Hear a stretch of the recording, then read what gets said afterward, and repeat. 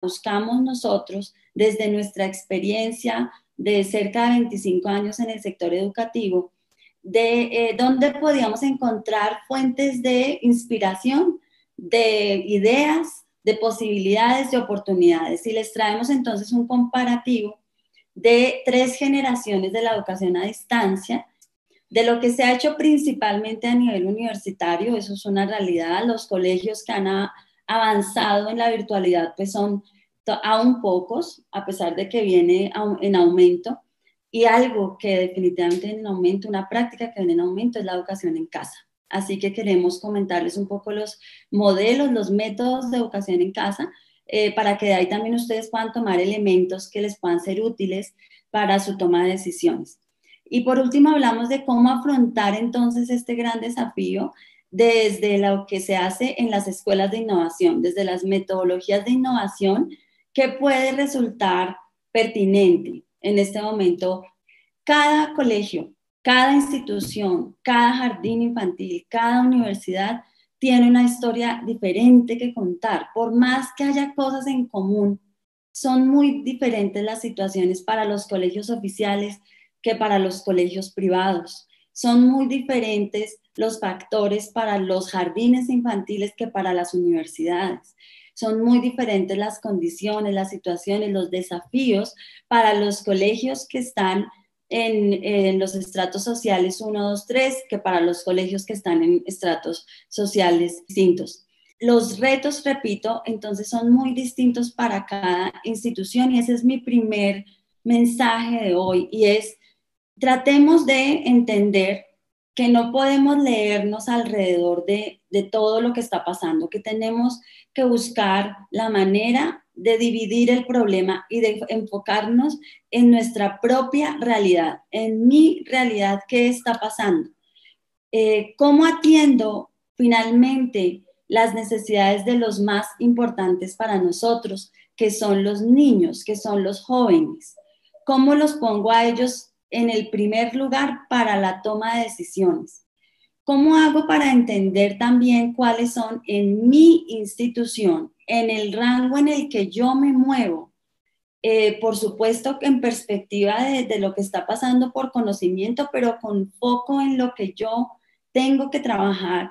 ¿Cuáles son esos desafíos socioculturales que hay alrededor de esta situación? ¿Qué para mí es en este momento lo que puede estar impactando más? ¿Qué para mí es prioritario? ¿Qué para mis maestros es prioritario? ¿Qué para las familias de esta institución es prioritario? Por supuesto que estamos enfrentados a desafíos tecnológicos, y por lo menos hay 3 posibles realidades dentro de nuestras mismas instituciones. Estamos adelantando una investigación en este momento con unos estudiantes de la maestría en innovaciones sociales en educación de Uniminuto, en donde soy profesora del área de gestión de la innovación, alrededor de estos panoramas, de estos escenarios que entran en juego alrededor de los desafíos tecnológicos.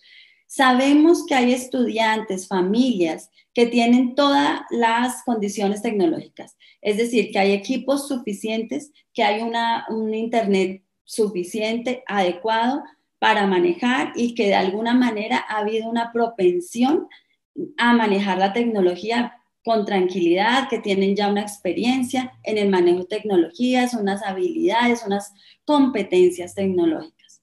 Primer escenario. Segundo escenario. Sabemos que hay familias en nuestras instituciones que tienen esas posibilidades tecnológicas de manera intermitente. Segundo escenario, entonces, unas posibilidades tecnológicas intermitentes. Digamos que no siempre están, que de pronto tienen el celular con algunos datos, pero no siempre van a tener la capacidad para estar conectados al mismo tiempo de manera sincrónica. Y que pues por supuesto hay otros retos diferentes para esas familias. Y está necesariamente el escenario 3 en lo tecnológico, y es las familias que no tienen ningún tipo de acceso a la tecnología. ¿Cuál es la realidad de su institución? ¿Cuál es el panorama real con datos concretos de su institución? Tantas familias tienen esta condición y bueno, si cada institución identificara otras posibilidades, pues perfecto. Pero entonces esos desafíos tecnológicos, por supuesto que son un determinante clave en las decisiones pedagógicas. Y ahí volvemos al otro asunto de desafíos, los desafíos pedagógicos. No necesariamente pasa por la tecnología, lo he dicho en otras ocasiones. Podemos tener un Ferrari, pero igual si no sabemos manejarlo, estrellamos a las 2 cuadras. Si no sabemos lo que significa la mediación pedagógica, lo hemos tenido que aprender a la fuerza.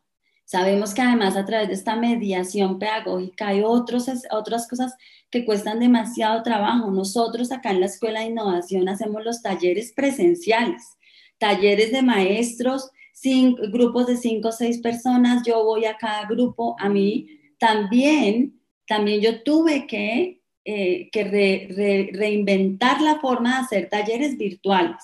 Y entonces uno empieza a encontrarse con unos obstáculos que se suman a las debilidades pedagógicas que ya pudiéramos traer. Vamos a ver eso cuando veamos las 3 generaciones de educación a distancia. Eso nos hace pensar un poquito, bueno, ¿qué tan preparado estaba yo pedagógicamente para asumir este reto? No solo por la pandemia, el reto en general de la tecnología, del uso de las tecnologías, de la tecnología digital, que implica una mediación tecnopedagógica, un concepto que tal vez no manejemos, que no estemos acostumbrados a usar, pero que en este momento tiene una relevancia muy importante. ¿Cuáles son los desafíos entonces en cada escenario, para cada momento? Lo que ven ustedes acá como descubrimiento es el primer paso de la metodología de Design Thinking o pensamiento de diseño, una metodología que se suele usar, pues que han usado mucho diferentes sectores económicos, empresas de otros sectores y que muy recientemente se viene usando en educación, pero ya se viene aplicando. Nosotros mismos hemos acompañado ya varios procesos de implementación de Design Thinking en las instituciones educativas. ¿Qué es el Design Thinking? El Design Thinking consiste en identificar un desafío y encontrar una solución creativa a ese desafío. Y estas claves los invito aquí a lo largo de la charla a que no pierdan de vista esto, porque lo que hicimos fue pensar en lo que queríamos compartirles a ustedes hoy y decir, ok, empecemos por una. Lo primero que hace cualquier ejercicio de innovación es identificar el desafío a profundidad, ¿sí?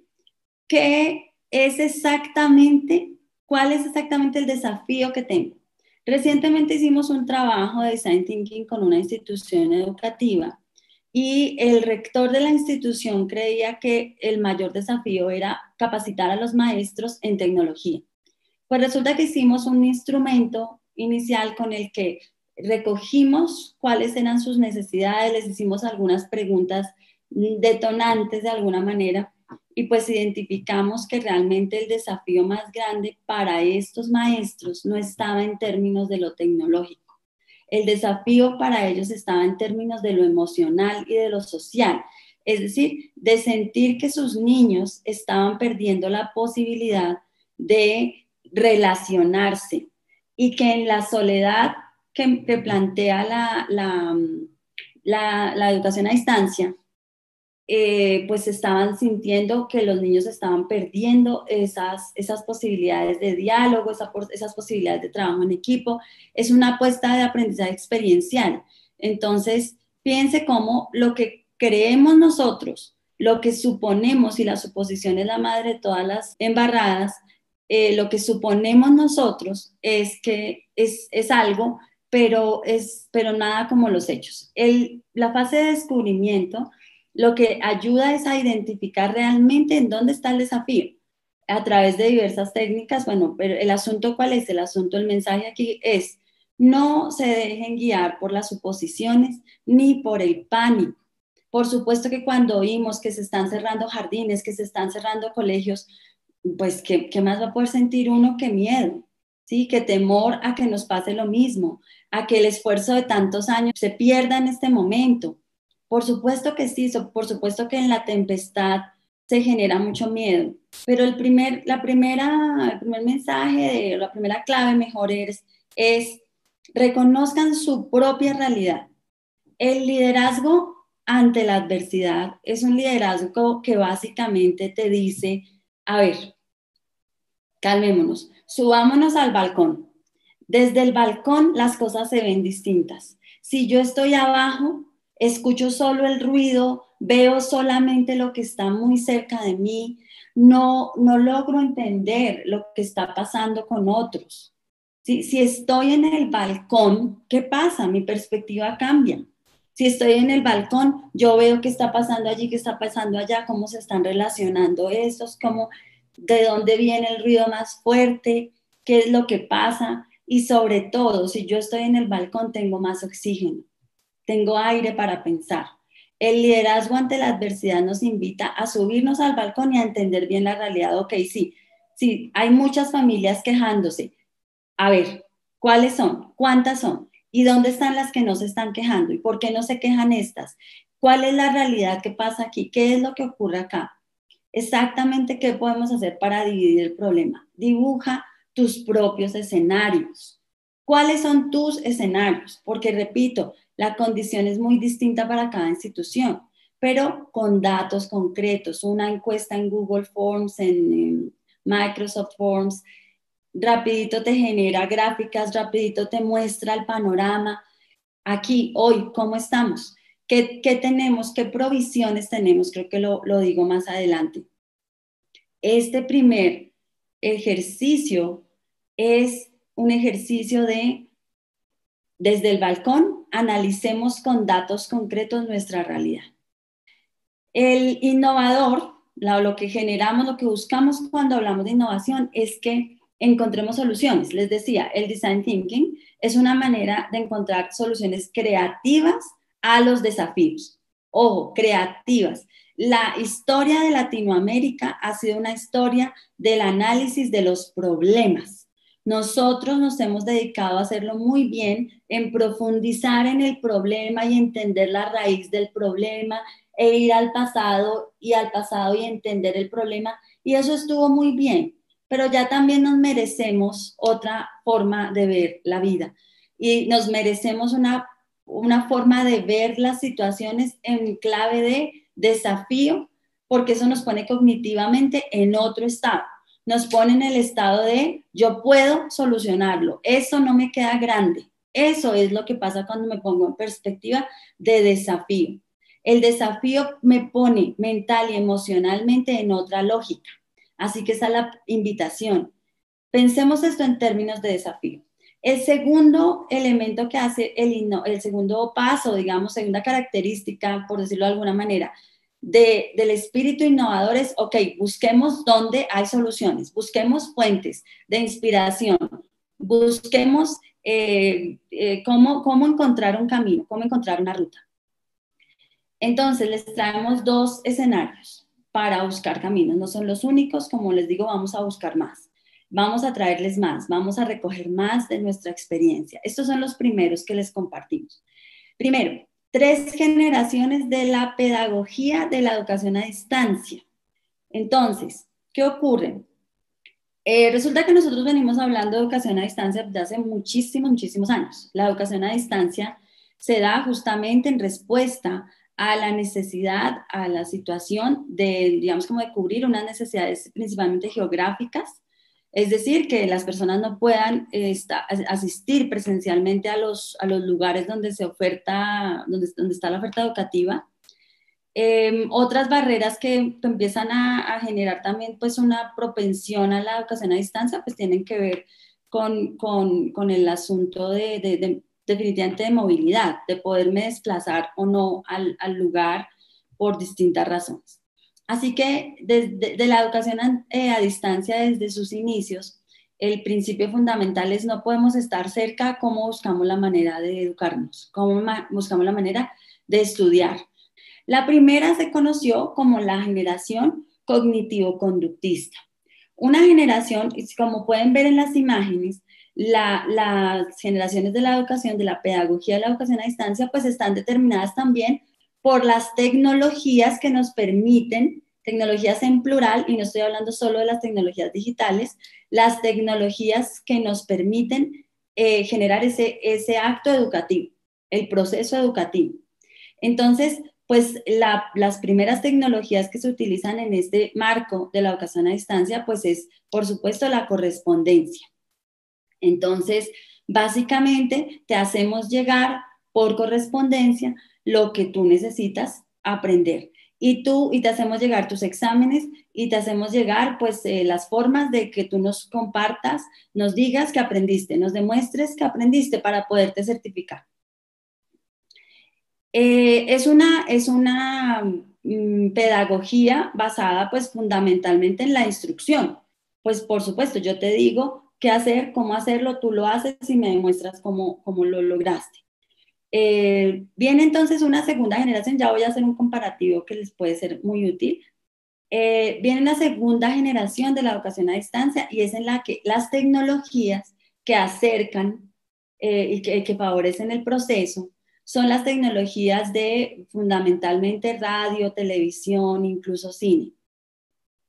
Tecnologías que empiezan a, pues obviamente, hacer uso, perdón, de lo que está permitiendo la comunicación.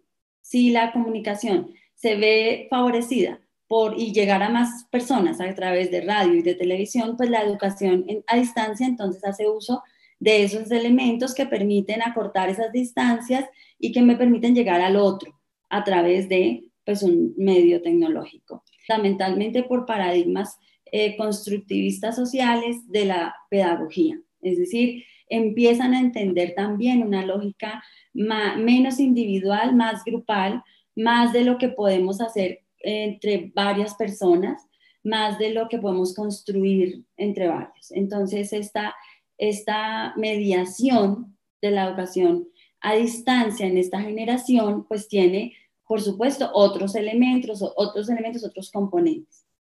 Y luego, como es natural, viene la evolución tecnológica y en el marco de esa misma evolución tecnológica empieza a haber también un acercamiento distinto a las posibilidades de, insisto, comunicación con el otro, interacción con el otro, cómo hago que llegue el conocimiento, cómo establezco la relación profesor, estudiante, contenido. ¿Cómo establezco esa relación? A través de una mediación pedagógica. La pedagogía conectivista es la que toma fuerza en esta generación. Una generación que por supuesto hace uso de las tecnologías digitales, de esto que estamos haciendo nosotros en este momento uso y de lo que pues naturalmente la condición del contexto tecnológico nos permite trabajar. Entonces, las relaciones a partir de esa mediación tecnológica también empiezan a cambiar. Y de eso se trata, de entender las relaciones que se pueden establecer entre el docente, el maestro, el profesor, el estudiante, el aprendiz y el contenido. Si entendemos que alrededor de esos tres elementos gira, orbita las decisiones, eso tal vez nos ayude a pensar en este momento qué podemos hacer, cómo podemos replantearnos, plantearnos o fortalecernos en lo que estamos ofreciendo, en nuestra oferta educativa. Vamos a ver un comparativo que me parece muy interesante. Hablemos entonces, ya mencioné un poco el asunto de la tecnología. ¿Cómo se comparan estas tres generaciones en términos de tecnología? Me gustaría hacer énfasis para complementar lo que ya les acabo de decir en el tipo de comunicación. Fíjense que la primera generación, la cognitivo-conductista, es una generación que establece una relación uno a uno, principalmente. La constructivista social ya empieza a pensarse en la posibilidad de conferencia, imaginémoslo a través del televisor. La posibilidad de conferencia es una posibilidad de llegar a muchos, de muchos a muchos. Entonces empieza a entenderse una idea también más masiva y una idea también más de conexiones, de otro tipo de conexiones. Y la conectivista, que responde al asunto de la emergencia de las redes sociales, es una generación que se basa mucho en el asunto de las redes sociales. Y aquí también voy a aprovechar para hacer una invitación, y es que desmitifiquemos un poco el asunto de las redes sociales. Las redes sociales pues se han interpretado como un lugar de mera, digamos, como entretenimiento, interacción. Por supuesto que como todo en la sociedad se hacen malos manejos de ciertas cosas, pero los invitaría también a mirar el potencial de las redes sociales, porque justamente si ustedes revisan, lo voy a hablar en términos del nivel universitario, antes de la pandemia ya venían reduciéndose las matrículas a nivel universitario. Pero por el contrario, no es que los chicos quieran dejar de estudiar, por el contrario, están emergiendo y están subiendo a una manera escaladísima las apuestas, las ofertas de educación a distancia, llamémoslas alternativas, de educación continua, plataformas de educación que están teniendo muchísimo auge. Clave del éxito, habrá otra charla para eso nada más, pero clave del éxito de esas plataformas, la conectividad que permiten entre sus usuarios. ¿A través de qué? A través de las redes sociales, a través de los grupos en Facebook. Nosotros asistimos a Tokio a una capacitación en la Escuela de Innovación de Tokio, y el principal mecanismo que tuvimos de articulación fue un grupo en Facebook en el que compartimos, ¿cómo se dice esto? Publicamos todos los avances que teníamos, las fotografías de donde estábamos, etcétera. Los grupos cerrados en Facebook favorecen esta interactividad, pero en general en educación hemos sido muy esquivos a acercarnos a las redes sociales, y los invito al menos a explorarlo, al menos a darse la oportunidad de ver qué pasa en educación y redes sociales. Vamos al segundo elemento de comparación, las actividades de aprendizaje. La primera generación es una generación, y recuerden, vamos a ir asociando, por favor los invito, primera generación, aprendizaje por correspondencia, foco en, pues por supuesto, leer y mirar.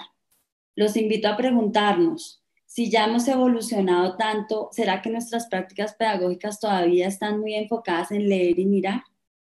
Pensemos. Segunda generación, las actividades de aprendizaje están principalmente enfocadas en discutir, crear, construir, que es la lógica del constructivismo social, por supuesto. Pero fíjense que aquí empieza a haber una dinámica distinta completamente asociada a la tecnología. ¿Qué les adelanto de las claves? Si nosotros tenemos un mapeo claro de nuestros escenarios y sabemos dónde están las fuerzas que tenemos y los elementos que tenemos a esta población que tiene estas capacidades en lo tecnológico, determinadas capacidades en lo tecnológico que les damos, y a las que tienen más, que otros elementos les damos. Es decir, qué actividades proponemos para cada escenario de manera que nadie se sienta por fuera, porque ese es uno de los grandes riesgos en este momento. Esos papás que están pensando en sacar a sus hijos del colegio, en gran parte lo hacen porque sienten que no están recibiendo un servicio al que estaban acostumbrados, y también porque no tienen necesariamente la información de todo lo que hay detrás de crear un contenido, de producir una clase, etcétera. Eso es otro asunto. Pero miremoslo entonces en términos del tipo de actividad que propongo. Discutir, crear, construir. Las actividades por excelencia de la última generación de educación a distancia, es decir, de lo que nos permite esta mediación tecnológica digital, son las actividades relacionadas con explorar, conectar, crear y evaluar. ¿Y por qué evaluar? ¿Por qué pongo aquí el asunto de evaluar? Resulta que la lógica de todo actualmente es los likes, los compartir, los me gusta. Si ustedes llegan a un lugar donde no hay muchos suscriptores, como que dicen ok, pero la lógica finalmente es de la evaluación entre pares, En un blog los chicos hacen sus comentarios y pueden establecer unas relaciones muy diferentes a las que venían acostumbrados. Vamos al tercer bloque de comparación. El tercer bloque de comparación es el foco en el aprendiz. Si el foco es en la primera generación es individual, ¿por qué? Por las circunstancias que les acabo de mencionar. Es decir, en coherencia con la tecnología que tenían, en coherencia con las posibilidades que les daba esta tecnología. Entonces, pues por supuesto es individual. La segunda generación hace foco en el grupo, repito, por las condiciones. Y la tercera hace foco en un esquema de red. ¿Cuál es la diferencia entre el esquema de red y el esquema de grupo? El esquema de red es un compartir de recursos, ¿sí? Cuando yo trabajo en red con alguien, es porque yo pongo mi talento y pongo mis recursos al servicio de, ¿sí? Y entonces hay un trabajo distinto de jerarquías, hay un trabajo distinto de roles. De hecho, los enfoques pedagógicos que están en este marco tienen una tendencia muy fuerte a hacer ejercicios de cambio de rol, a ejercicios de detección de potencialidades y de capacidades. Bueno, y la pregunta aquí que les hago es, ¿seguimos nosotros enfocados en el aprendizaje individual? A pesar que ya superamos la correspondencia. ¿O cómo estamos, qué tanta capacidad tenemos para evaluar en grupo? Porque ponemos mucha actividad en grupo, podemos tener la capacidad de tener actividades en grupo, pero las seguimos evaluando individual. Y la tendencia en la cuarentena, ¿cuál fue? ¿Cuál fue en su institución la tendencia? La tendencia fue a volver a lo individual, fue a quedarnos en lo individual. ¿Será que pensamos en la forma de que los niños vuelvan a conectarse también entre ellos en sus grupos y no que sea por lo que ellos dicen, sino que porque pedagógicamente establecemos unas posibilidades? ¿Será que pensamos, será que tenemos la posibilidad, qué tal si, que es la pregunta del innovador, qué tal si pensamos en que establezcamos algunas dinámicas de red que pueden favorecer el hecho de que los niños estén solos, de que los niños se sientan desubicados, que se sienta que no están en el colegio? ¿Qué tal si la estrategia de red los hace sentirse nuevamente en el colegio? ¿Y qué tal si esa fuerza hace que los papás no los saquen de los colegios en este momento? Si esa fuerza hace que no sientan que es lo mismo tenerlos en la casa sin hacer nada. Es muy importante que estas preguntas que les hago les puedan quedar para la toma de sus decisiones. Vamos a otros 3 asuntos de comparación. El foco en el contenido. Primera generación, cognitivo-conductista. El foco en el contenido es un contenido guionizado y diseñado desde el principio. Es un contenido como que no admite cambios. Es un contenido que está ya dicho y punto y aparte y cierre sellado con sangre. Por el contrario, la segunda generación, cuando aparece radio y televisión, entonces empieza a pensar en un contenido que se concibe como un andamiaje ajustado por el profesor. Un andamiaje que le permite al profesor también tomar decisiones, le permite al profesor dar su toque al tema. ¿A partir de qué? A partir de lo que conoce de sus estudiantes. Y le da una fuerza distinta a la voz del estudiante. Fíjense la relación cómo va cambiando, uno a uno en grupos y colectivos. Y la última generación, pues pone el conocimiento en otro lugar, por supuesto. Les hablaba de la relación conocimiento estudiante-profesor. La última generación de la educación a distancia nos dice, el conocimiento está ahí. Ya el profesor no es el dueño del conocimiento, ya no lo es. Y fíjense, de una vez voy yendo al segundo bloque. El rol del profesor en esa relación del contenido. El profesor ya no es el sabio poseedor del conocimiento, ya no es el sabio en el escenario. ¿Por qué? Pues porque el contenido está totalmente a disposición de todos, de los niños, de los jóvenes, de los papás, de las familias. Si el contenido ya está ahí, yo ya tengo que establecer otra relación con el contenido. Yo no puedo pretender seguir asumiendo la misma relación con el contenido. Y eso nos ha costado mucho a los profesores, porque traíamos un chip ahí de yo soy el que sé, yo soy el que digo cómo se hace. Y eso también, las mismas condiciones lo cambian, no es capricho, no es que esto es moda, fíjense cómo todo está relacionado. Así que hay una relación distinta del sujeto con el contenido. ¿Para qué ese contenido? Y entonces viene el rol del maestro. Si el rol inicialmente era que era el creador y el sabio en el escenario, luego pasa a ser un líder de discusión, un guía que propicia la discusión, que propicia el trabajo en equipo, que propicia, que facilita ese tipo de cosas. En esta tercera generación es un amigo crítico, un compañero de viaje. Fíjense la diferencia cuando ven un paseo. ¿Quién es el guía? Él ya va diciendo, pero el compañero de viaje es con el que yo digo, mira, podemos hacer esto, mira tan chévere esto, pero yo sabía esto. ¿Ven la lógica cómo es de distinta? ¿Ven cómo es de diferente y de interesante la lógica? Y por último, y para cerrar con esta primera parte de las generaciones, la evaluación. Cuando hablábamos de aprendizaje por correspondencia, cuando solamente esa tecnología mediaba y solamente esa tecnología me daba posibilidades, pues hablábamos de repetir. Por supuesto, ¿de qué otra manera evaluábamos? Solo que nos repitieran lo que ya les propusimos. Cuando avanzamos, entonces ya esperamos que nuestros estudiantes sinteticen, pues de todas esas posibilidades que tuvieron, llevémoslos a sintetizar. Y en esta generación, pues por supuesto que el objetivo es crear. La evaluación está centrada en crear, en crear. Quiero aclarar que ninguna de estas generaciones ha muerto completamente.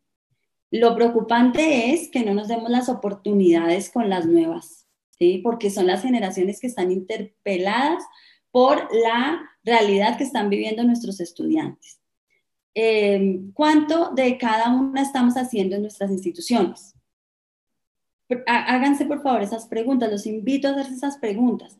¿Qué estamos promoviendo en este momento?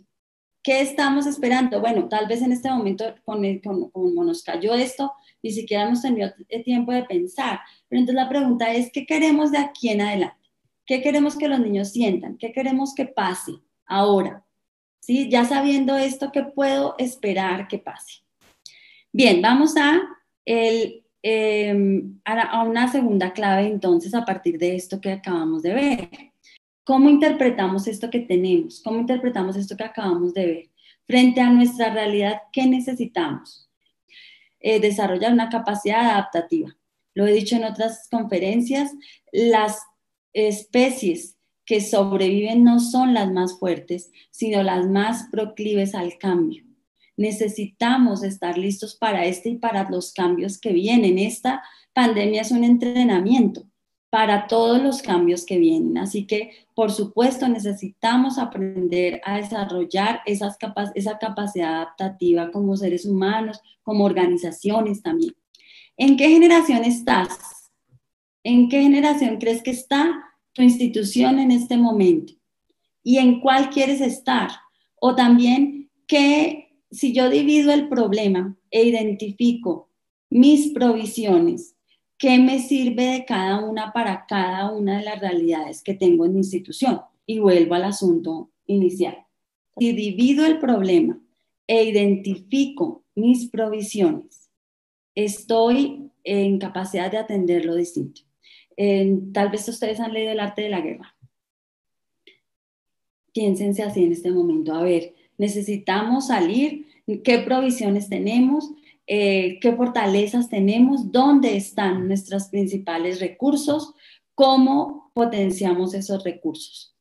Clave para manejar el modelo, ya vamos en dos claves. La primera clave era identificar a profundidad el desafío desde el balcón, analicen muy bien su realidad y su realidad con sus datos, no supongan y no se dejen llevar por el miedo, tomen oxígeno y desde el balcón piensen, ¿cuál es realmente el desafío?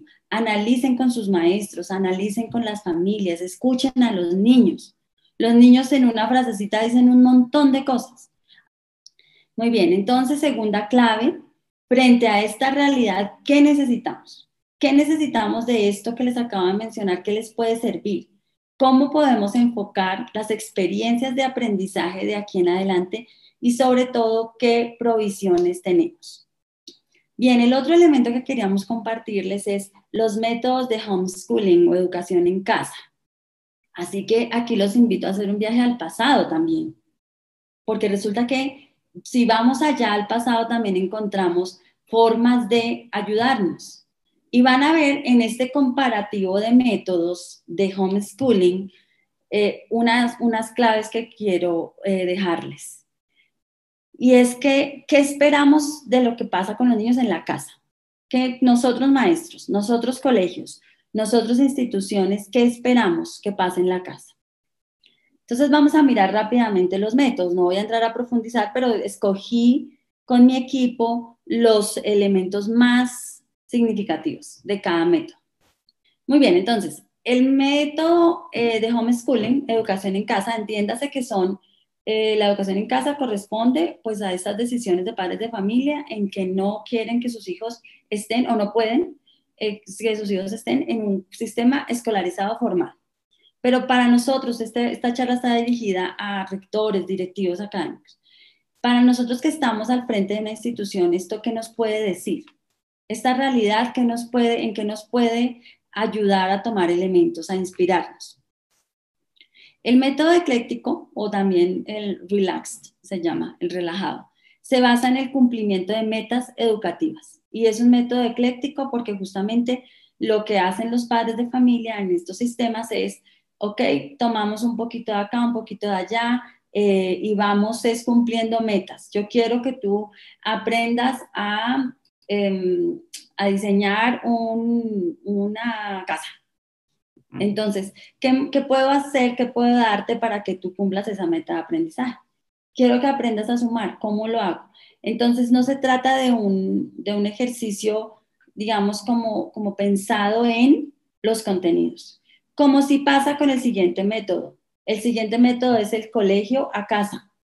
Y es básicamente trasladar todo lo que se hace en el colegio, hacerlo en la casa.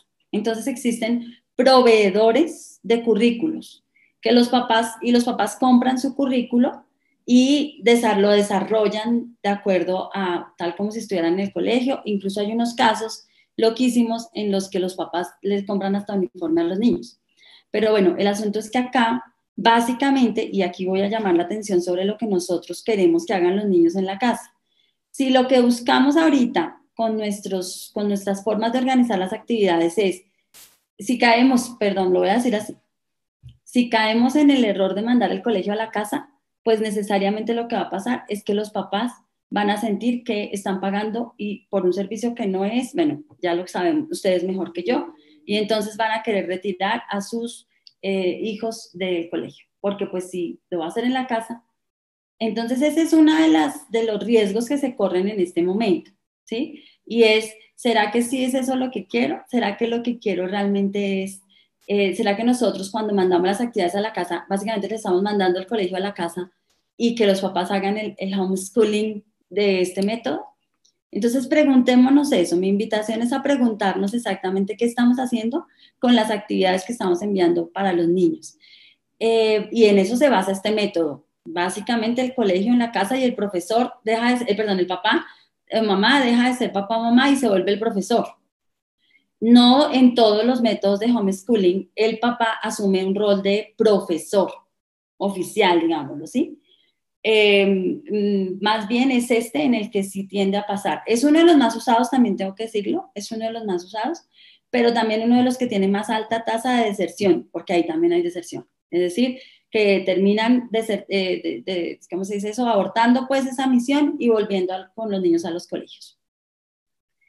El siguiente método es el desescolarizado. Este es un método que se basa en el aprendizaje natural, completamente natural, con relación, de acuerdo con los intereses de los niños. Entonces los niños están aprendiendo de las experiencias que viven cotidianamente. Si fuimos hoy al centro comercial, entonces los papás están enfocados en que sus niños estén generando aprendizajes de todo lo que están viviendo en su cotidianidad.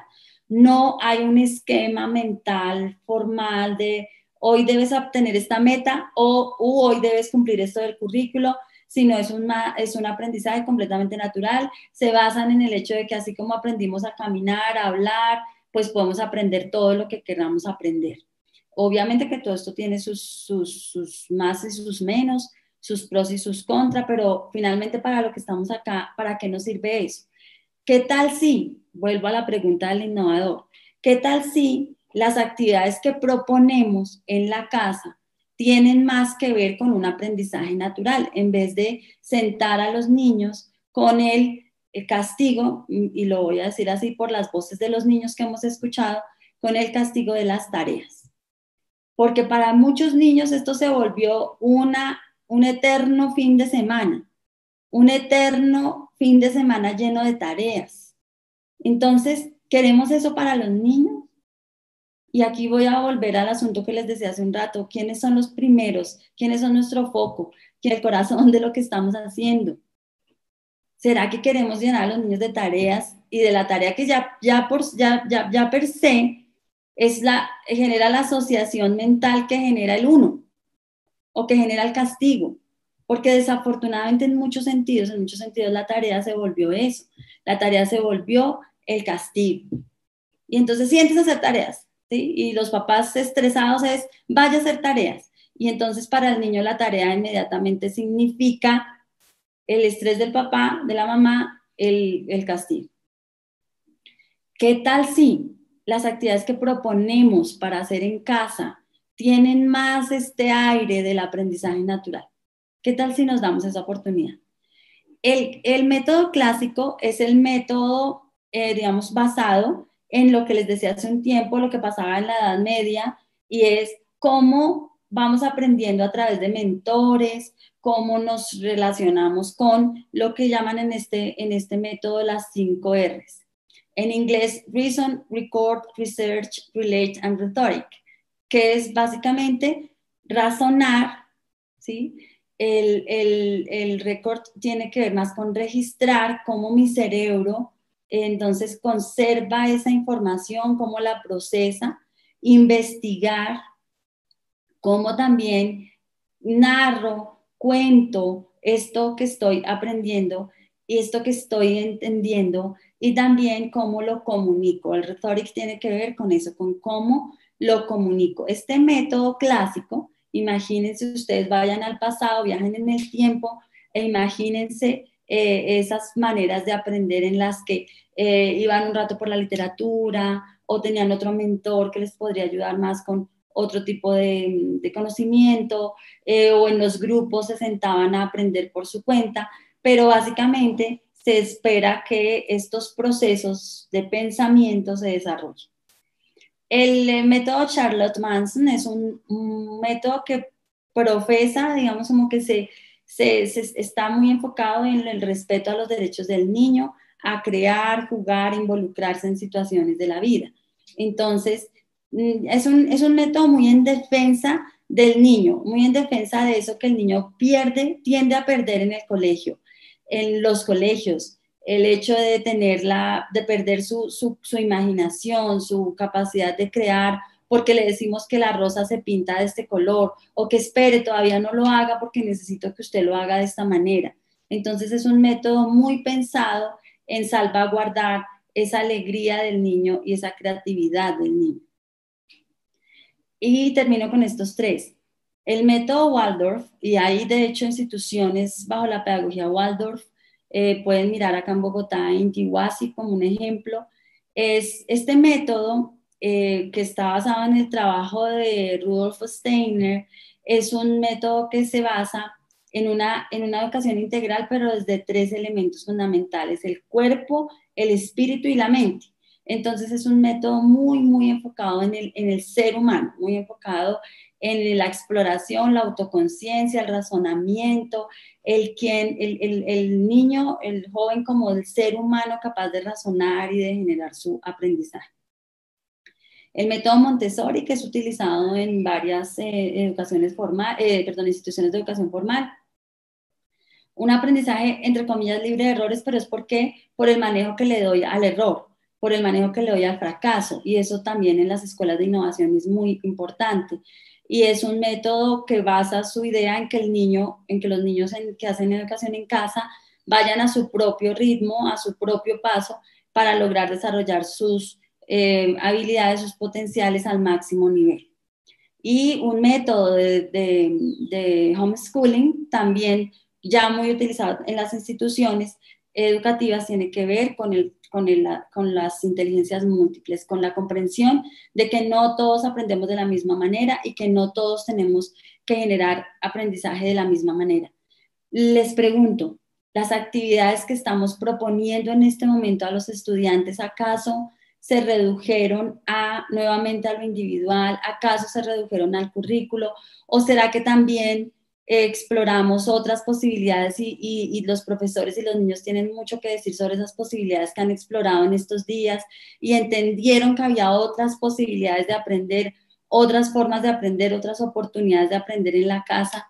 Y me gusta hablar mucho de la Escuela de Innovación de Tokio, no solo por la oportunidad que nos representó a nosotros en el equipo participar de esta escuela, sino por justamente el ejemplo que es Japón para innovar en tiempos de crisis. Y lo menciono siempre porque para mí fue demasiado poderoso escuchar eso, entender que la innovación en Japón es una innovación centrada en el ser humano y que se dio después de la Segunda Guerra Mundial. De hecho, muchas de los grandes avances que tenemos en psicología, en pedagogía, en todas las áreas han surgido en tiempos de crisis. Durante la Segunda Guerra Mundial se generaron muchas apuestas, incluso pedagógicas, como la teoría de la modificabilidad estructural cognitiva, emergen en el momento de crisis. Japón viene siendo modelo de innovación, manejan muy bien la crisis, porque justamente tienen la capacidad de entenderla de otra manera, a como nosotros la manejamos. Y bueno, les quiero contar entonces qué proponen las escuelas de innovación para que puedan ustedes tomar elementos de ahí. Las escuelas de innovación están convencidas, y así trabajamos, voy a hablar en plural, trabajamos para generar confianza en las personas en que pueden innovar. Para entender que la creatividad se pierde en la rutina, y si a algo se ven expuestos los colegios, definitivamente, y las instituciones educativas en general, las organizaciones, muchas veces la educación, lo que tiene que ver con la educación, a la rutina. Y les digo, señoras y señores, señoritas, en la rutina no va a emerger la creatividad. Si seguimos pensando como la mayoría, si seguimos pensando como el promedio, no vamos a lograr cambiar las cosas. Ya lo vamos a ver. Entonces, primero, generar confianza en las personas que participan en los talleres de innovación. Segundo, las escuelas de innovación están centradas en un proceso. Todos podemos innovar con el proceso adecuado. La Escuela de Innovación de Tokio, lo que se plantea en innovación tiene que ver con que la innovación no es exclusiva para unos. La innovación la podemos hacer todos, absolutamente todos los seres humanos, que por supuesto necesitamos un proceso adecuado y necesitamos un método también. Por eso existe Design Thinking para educadores, también los invito a conocerlo. Nuevamente les insisto, va a haber fuentes para que pues, las puedan explorar, pero básicamente lo que buscamos es generar un cambio en la mentalidad y pues unas habilidades.